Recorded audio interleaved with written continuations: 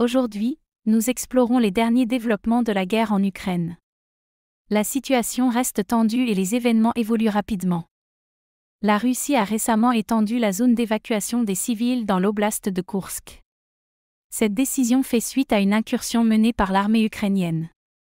Les autorités russes affirment que cette mesure vise à protéger les habitants des combats intensifiés dans la région.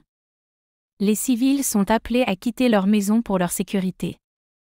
L'armée ukrainienne, de son côté, continue ses opérations offensives pour regagner le contrôle des territoires occupés.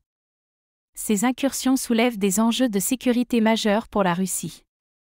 Les combats dans l'oblast de Koursk ont intensifié les tensions entre les deux pays.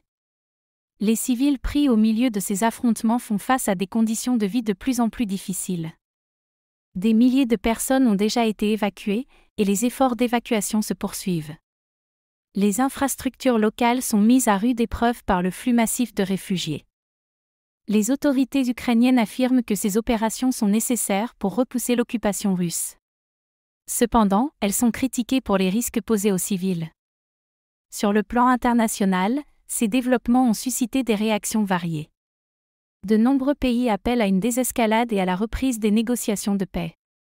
Les organisations humanitaires sont également mobilisées pour fournir de l'aide aux civils évacués. Elles travaillent sans relâche pour offrir abri, nourriture et soins médicaux. La communauté internationale surveille de près la situation dans l'oblast de Koursk, craignant une escalade supplémentaire. Les appels à la paix se multiplient. Pour en savoir plus sur ce conflit complexe et ses répercussions, restez connectés à notre chaîne. Nous continuerons à vous fournir des mises à jour et des analyses. Merci de votre attention et n'oubliez pas de vous abonner pour ne rien manquer de nos prochains épisodes sur l'histoire et les portraits marquants.